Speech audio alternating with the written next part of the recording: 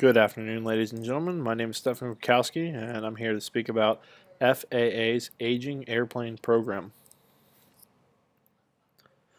The background of this is that the FAA Aging Airplane Program for transport airplanes includes several regulatory initiatives related to structural fatigue and corrosion, as well as the aging systems of wiring.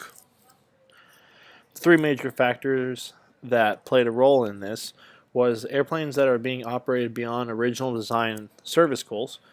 Original maintenance plans were not required to address potential age-related issues, and also the 1988 Aloha accident. The first thing is ADs, which are airworthy directives. ADs are used to address specific safety concerns or unsafe conditions on specific airline types, making it unairworthy. The FAA has issued more than 700 ADs. The aging airplane and wiring rules will be discussed throughout the presentation in more depth, but here below are a few that are listed.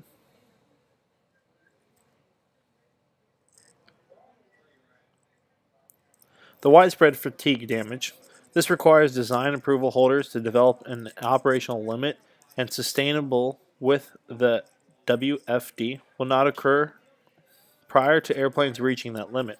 The proposal would also require operators to incorporate those operational limits into their fleets. The EAPAS.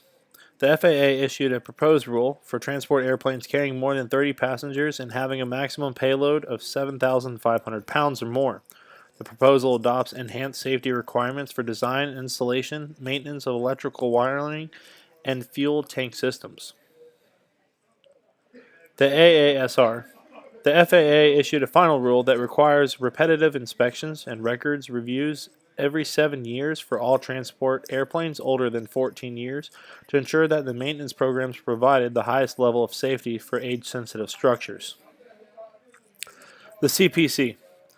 On August 16, 2004, the FAA withdrew a 2002 proposal related to the Corrosion Prevention and Control Program, the CPCP, because the FAA's safety objectives were not being met without rulemaking. The FAA now addresses any remaining unsafe conditions as necessary. The FTS. The FAA issued a final rule that required the design approval holders of large transport airplanes to perform an assessment of the fuel tank systems and develop necessary design changes or maintenance instructions. The RAP. This requires operators of certain transport airplanes certified before 1978 to incorporate their repair assessment guidelines for pressure areas such as the fuselage skin, door skin, and bulkhead webs into the maintenance programs. The guidelines used a damage tolerance to evaluate repairs. The Aloha Airlines Flight 243. This airplane leveled at 24,000 feet and explosive decompression occurred. The flight attendant that had been standing at row 5 was immediately swept overboard. The captain took over the controls from the first officer and began an emergency descent to Maui, successfully landing there a short time after. The airplane had accumulated an 89,680 flight cycles and 35,496 flight hours at the time of the incident due to a small fracture in the fuselage. The basis of this research paper will provide a condensed understanding of the Federal Aviation Administration's Aging Airplane Program, and the basis of the program itself has been implemented to ensure safety throughout civil aviation. Research will correlate to aircrafts being operated beyond original design service goals, potential age-related issues beyond originating maintenance plans, and the 1988 Aloha Airlines accident.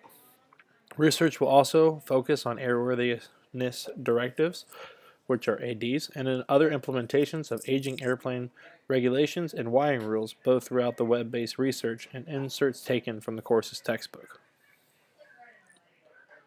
Thank you for your time. I hope you enjoyed the presentation, and I look forward to you reading my research paper.